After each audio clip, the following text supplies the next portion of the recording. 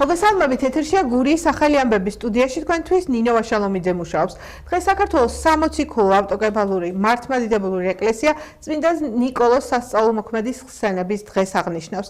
მართლმადიდებელი ეკლესია წმინდა ნიკოლოზის ხსენების დღეს ორჯერ აღნიშნავს. 19 დეკემბერს, როცა იგი გარდაიცვალა და 22 მაისს მირონიიდან ბარში მისი წმინდა ნაწილების გადასვენების დღეს. მართლმადიდებლური სწავლების მიხედვით წმინდა ნიკოლოზმა სიცოცხლეშივე უამრავი სასწაული აღავლინა და დღესაც აღავლენს. წმინდა ნიკოლოზ სასწაულმოქმედი საქართველოს მართლმადიდებლური ეკლესიის მფარველად მას შემდეგ ითვლება, რაც საქართველოს კათოლიკოს პატრიარქმა მას ქართული ეკლესია შეავედრა. წმინდა ნიკოლოზი ერთ-ერთი ის გამორჩეული წმინდანია, უნდა აღინიშნოს, რომელსაც პატრის მიაგებენ არა მხოლოდ მსოფლიოს ყველა ქრისტიანული კონფესია, არამედ არაქრისტიანული რელიგიის წარმომადგენლებიც კი. მინდა მოგილოცოთ დღევანდელი დღე წმინდა ნიკოლოზის ტროპაში კითხულობთ და ხატად სიმშვიდისა. ღმერთმა მისი ლოცვით მოგვანიჭოს სიმშვიდე და ასევე მისი სახელი ნიშნავს გამარჯვებულს. ღმერთმა გამარჯვებული გამყოფოს ყოველგვარი ბოროტისაგან.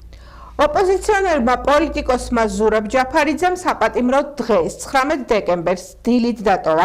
ჯაფარიძე გაფრთხილებულ ვადაზე რამდენიმე საათით ადრე გაათავისუფლეს. ზურაბ ჯაფარიძე სასჯელს რუსთავის მე-12 პენიტენციურ დაწესებულებაში იხდიდა, სადაც მან 7 თვე გაატარა. გირჩი მეტი თავისუფლების ლიდერს 7 თვიანი პატიმრობა ჰქონდა მისჯილი, იმის გამო, რომ არ მივიდა საქართველოს პარლამენტის მიერ შექმნილ საგამოძიებო კომისიის ხდომაზე. ზურაბ ჯაფარიძე 22 მაისს დააკავეს სისხლის სამართლის კოდექსის 359 მუხლით, რაც პარლამენტის დროებითი საგამოძიებო კომისიის მოთხოვნის შეუსრულებლობას გულისხმობს. რასაც შეეხება ხალბრალს არაფერი ან გზავნილი არის, ეს მარტო ჩემზე არ არის, ჩემზეც, ლაკაზეც, გვარამიაზეც, ვაშაძეზეც. ღია ტექსტით გვეუბნებიან, რომ ცოტა ხანი გამოგიშვებთ, რომ შეიგზნოთ ხელახლა რა არის თავისუფლება და მერე გადაწყვიტეთ, ან უნდა გაჩვენდეთ, ან უნდა ქვეყანა წახვიდეთ. არავინ ამის გამკეთებელი არ არის. სამას რუსთაველზე ვაპირებ გასვას, კი. 25 დეკემბერს ოზურგეთში ცენტრალურ მოედანზე საქართველოს მთავრობის კულტურის სამინისტროს და შემოქმედებითი საქართველოს მხარდაჭერით ოზურგეთის მერიის ორგანიზებით საახალწლო კონცერტი და ნაძვისხის ანთების ცერემონია გაიმართება. ოზურგეთში ახალი წლის დღეების აღნიშვნა იწყება. სამზადისი, რომელშიც მერიის შესაბამისი სამსახურებია ჩართული, აქტიურად მიმდინარეობს. წლის მთავარი ღონისძიება კი 25 დეკემბერს გაიმართება. ქალაქის ცენტრალურ მოედანზე საღამოს 17 საათიდან ადგილობრივი ნაწარმის ხელნაკეთი ნივთების გამოფენა გაყიდვა გაიმართება. მოწყობილი იქნება საბავშვო სივრცეები, სანტას სახლი, ფოტოზონა, მოხდება ტკბილეულის დარიგება, იქნება სხვადასხვა გასართობი აქტივობები, იქნებიან ზღაპრის გმირები, მოხდება ბავშვების შეხვედრა, თოვლის ბაბუასთან და საჩუქრების დარიგება. ამ დღეს იმღერებენ მარიკო ებრალიძე, ოთო ნემზაძე, ანა უზნაძე, სტატუს ბენდი, ანრი ჯოხაძე, ჯგუფები გორდელა და შერეკილები. საღამოს წამყვანი გიორგი დიასამიძე იქნება. 19 საათზე კი ქალაქის მთავარ ნაძვისხეს სტუდია კიდობანის ბავშვებთან ერთად მუნიციპალიტეტის მერია ანთებს. 25 დეკემბერს ოზურგეთში ცენტრალურ მოედანზე საახალწლო კონცერტი და ნაძვისხის ანთების ცერემონია გაიმართება, რომელიც საქართველოს მთავრობის კულტურის სამინისტროს შემოქმედებითი საქართველოს მხარდაჭერით და ოზურგეთის მერიის ორგანიზებით ჩავატარებთ. ღონისძიებაზე 5 საათიდან მოიწყობა საშობაო ბაზრობა, მუსიკალური, თეატრალიზებული და გასართობი პროგრამები ბავშვებისთვის და ფოტოზონები. საღამოს ქართული ესტრადის მომღერლების მონაწილეობით ჩატარდება კონცერტი. ამჟამად ჩვენი გუნდი აქტიურ რეჟიმში მუშაობს, რომ სადღესასწაულოდ ოზურგეთის ქუჩები, პარკები, მთავარი მოედანი და სხვა ცენტრალური ადგილები განათდეს და ილუმინაციებით გალამაზდეს. შემოგვიერთით, რათა გავატაროთ სასიამოვნო დრო და ერთად ავანთოთ ჩვენი ქალაქის მთავარი ნაძვისხე. კოლეჯ ჰორიზონტში საქართველოს შეფთა ასოციაციის ინიციატივით კულინარიული კონკურსი გაიმართა, რომლის მიზანი კულინარიული განათლების ხარისხის გაძლიერება და რეგიონულ დონეზე პროფესიული სტუდენტების პრაქტიკული უნარების წარმოჩენა იყო. კონკურსში მონაწილეობა მიიღო კოლეჯ ჰორიზონტის პროფესიული სტუდენტებისგან შემდგარმა 3 გუნდმა. თითოეულ გუნდში 3 მონაწილით. კონკურსანტებმა საკუთარი პროფესიული კომპეტენციები წარმოაჩინეს. რეალურ სამუშაო გარემოში კონკურსის ჟიური დაკომპლექტებული იყო საერთაშორისო გამოცდილების მქონე პროფესიონალებით, რამაც ღონისძიებას განსაკუთრებული ღირებულება შესძინა. ღონისძიების ფარგლებში სპეციალური სტუმრის სტატუსით მოწვეული იყო ცნობილი ბრენდ შეფი და აჭარული ხაჭაპურის ოსტატი გია აგირბა, რომელმაც ჩაატარა აჭარული ხაჭაპურის მასტერკლასი. მონაწილეებსა და სტუმრებს გაუზიარა მრავალწლიანი პროფესიული გამოცდილება და პრაქტიკული რეკომენდაციები. კონკურსის დასრულების შემდეგ ყველა მონაწილეს შესაბამისი სერტიფიკატები გადაეცა, ხოლო გამარჯვებულ გუნდს დიპლომები, რაც მათ კონკურსის დასკვნით ეტაპზე მონაწილეობის მიღების შანსს აძლევს. კოლეჯ ჰორიზონტში იმართება ადგილობრივი კულინარიული კონკურსი. შეჯიბრი მიმდინარეობს სხვადასხვა კატეგორიაში, საერთაშორისო ჟიური გამოავლენს გამარჯვებულს და გადასცემს სპეციალურ პრიზებს.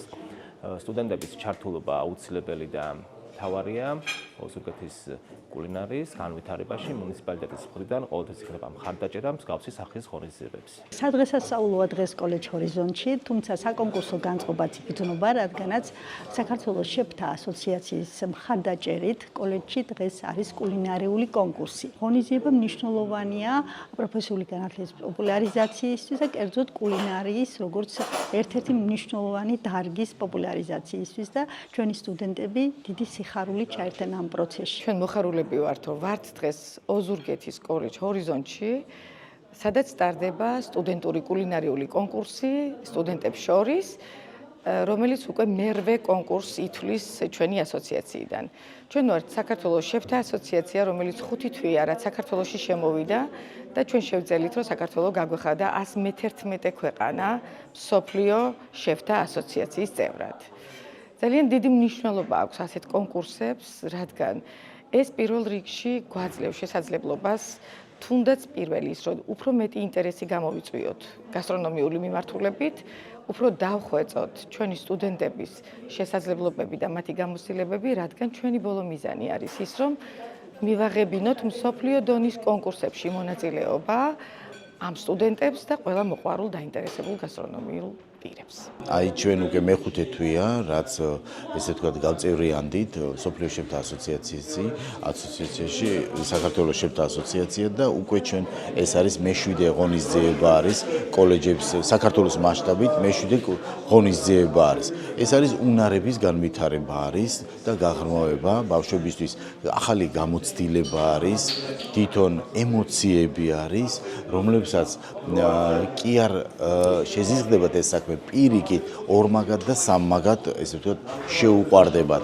იმიტომ რომ ყოველი კერძი, რომელიც თქვენ ახლა აქ ნახეთ, ანუ თავისი რაღაცა, ესე ვთქვათ, წვეთი გულიდან ამოღებული წვეთი ემოცია არის ჩადებული, რომელიც არის ფაქტობრივად მოგეხსენებათ თებშებზე არის გადმოტანილი.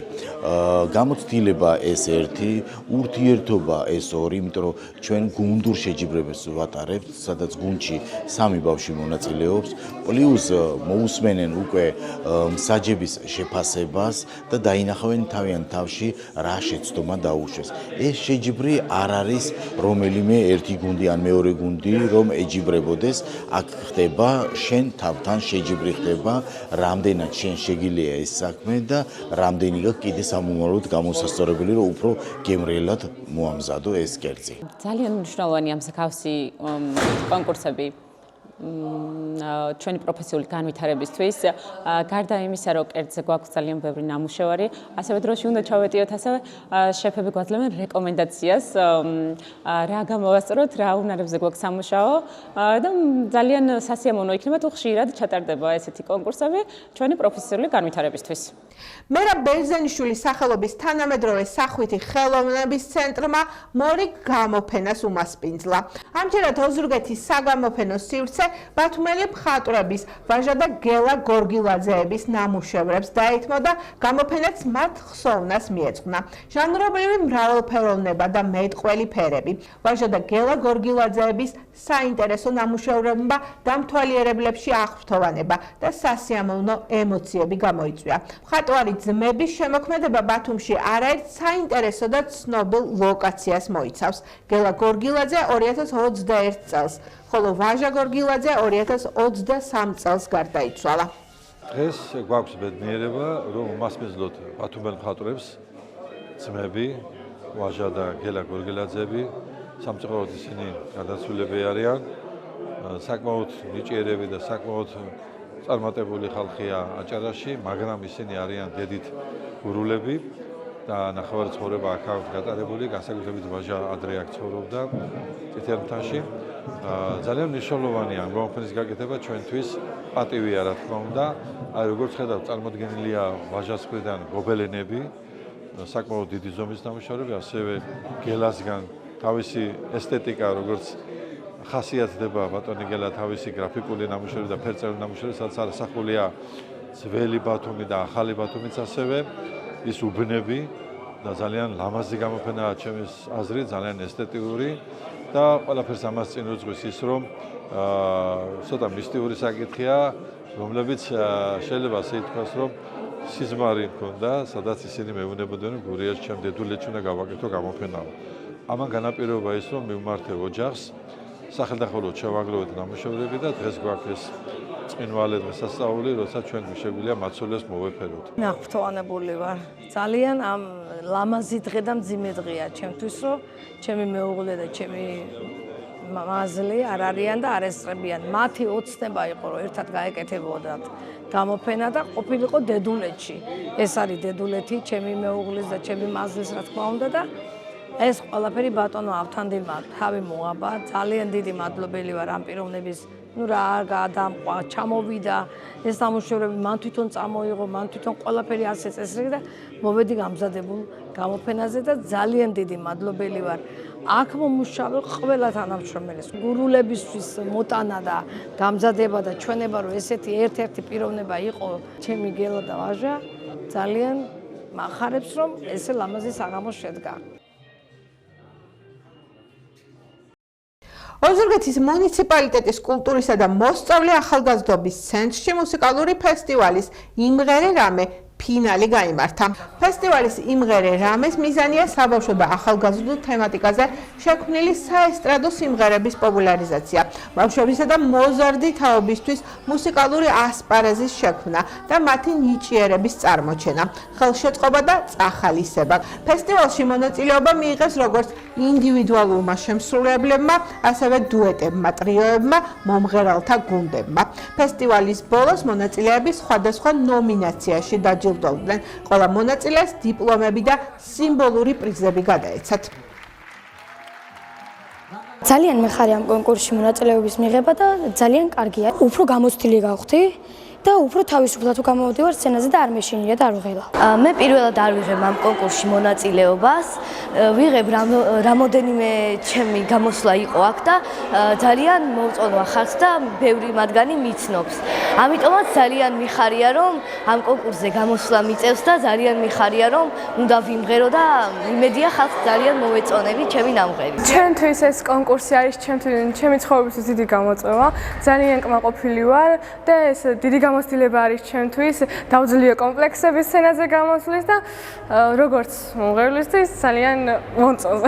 დღევანდელი დღე შედგა ძალიან ლამაზი დღე იყო, იმიტომ რომ ამ კონკურსმა ფესტივალი იმღერე რამე ძალიან ბევრი ნიჭიერი ახალგაზრდა გამოავლინა, ძალიან ბევრი ნიჭიერი ახალგაზრდა სამომავლოდ გაუხსნის გზას. ვფიქრობ, რომ ასეთი ფესტივალები და ასეთი კონკურსები აუცილებელია ჩვენს მუნიციპალიტეტში და მჯერავს, რომ ჩვენი ბავშვები უფრო მეტ წარმატებას მიაღწიონ და უფრო დიდ სცენებს დაიპყრობენ. დღეს ოზურგეთის სამუზეუმო გაერთიანებაში სტუდია Art Junior-ის წინასახალწლო კონცერტი შედგა.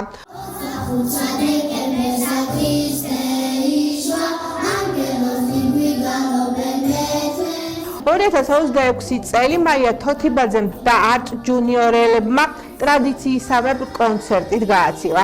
წლის შემაჯამებელ კონცერტზე, რომელიც ოზურგეთის ცენტრალურ მუზეუმში გაიმართა, სტუდიის ბავშვებმა საახალწლო განწყობა და მხიარულება მოიტანეს. მაყურებლის წინაშე წარდგა როგორც გამოცდილი სტუდიელები, ასევე ახალბედა არტ ჯუნიორელები, რომელთა დებიუტმა წარმატებით ჩაიარა.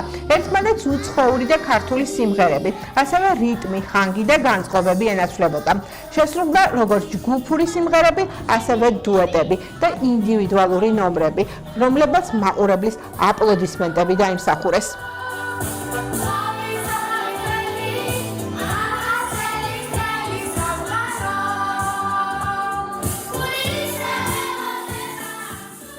ოზურგეთის ისტორიულ მუზეუმში დღეს გაიმართა არტ ჯუნიორის კონცერტი, საახალწლო კონცერტი. კონცერტი იყო ძალიან სახალისო და დღეს მუზეუმი გააცოცხლა ამ ბავშვებმა და მუზეუმის ისტორიას კიდევ ერთი ლამაზი დღეა ჩუქა არტ ჯუნიორმა. ძალიან დიდი მადლობა მაიკო თუთიბაძე შენ ამისათვის. მე ძალიან მემზადებოდი ამ დღისთვის და მადლობა მაიკო მასწავლებელს და ყველას, ვინც მოვიდა და გვიყურა. საოცრად ლამაზი საღამოს მომსწრენი ვარ. არტ ჯუნიორი არის სიყვარულის და სიცოცხლის დღესასწაული. ამ ბავშვების ნიჭიერებას რომ საზღვარი არ აქვს, მაგრამ საოცარი ადამიანი მაიკო თოთიბაძე განსაკუთრებულ ხიბლს სცემს თითოეული ბავშვის მიმართ, თითოეული მშობლის პოზიციას და მადლობა მას ამ თავდაუზოგავი შრომისთვის. ბედნიერი ვარ, რომ აქ არის ჩემი შვილი. ბედნიერია ის სკოლა, სადაც ასეთი სტუდია არსებობს. ჩვენ ოზურგეთის მეორე საჯარო სკოლას გვერგოწილად ჩვენ სკოლაში ფუნქციონირებდეს მუსიკალური სტუდია არტ ჯუნიორი, რომლის ხელმძღვანელი წლების განმავლობაში გახლავთ მაიკო თოთიბაძე. არაჩვეულებრივ კონცერტებს ვისმენთ, ვუყურებთ მისი ხელმძღვანელობით გაკეთებულ. ამჯერად კიდევ ერთი მორიგი საახალწლო დებიუტი შედგა უცროსი პატარა არტ ჯუნიორელებისა და უფროსების მიერ, რომელმაც შესაშური საახალწლო განწყობა შეგვიქმნა.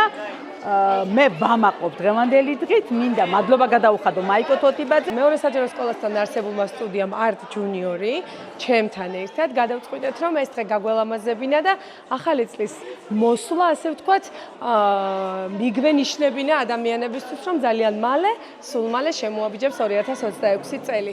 ჩემი ფერადები და ძალიან ნიჭიერი ბავშვები უნიჭიერეს ეპარს დგნენ მაყურებლის წინაშე საახალწლო და არა მარტო საახალწლო სიმღერებით. უპირველესი ამოსავალი წერტილი, როგორც ყოველთვის არის ცოცხალი შესრულება და მე ამაყივა, რომ ჩემი ბავშვები ახლებით ყველა ვდილობენ, რომ ცოცხლად იმღერონ. დირექტორს და ზოგადად დირექციას ქალბატონ ფატის უღრმესი მადლობა მუდმივად გვერდში დგომისთვის, განსაკუთრებული მადლობა მშობლებს, რომ არა მშობლები, რა თქმა უნდა, ვერაფერიც ვერ გამოვიდოდა და კიდე იმისთვის მადლობა ჩემ მშობლებს, რომ აი ასეთი უნიჭიერესი, ულამაზესი და საუკეთესო შვილები გყავთ. გილოცავთ მრავალ ახალ წელს, სიკეთის, ხვავის, ბარაქის, მშვიდობის და ყველაფერი საუკეთესო წელი დამდგარიყოს.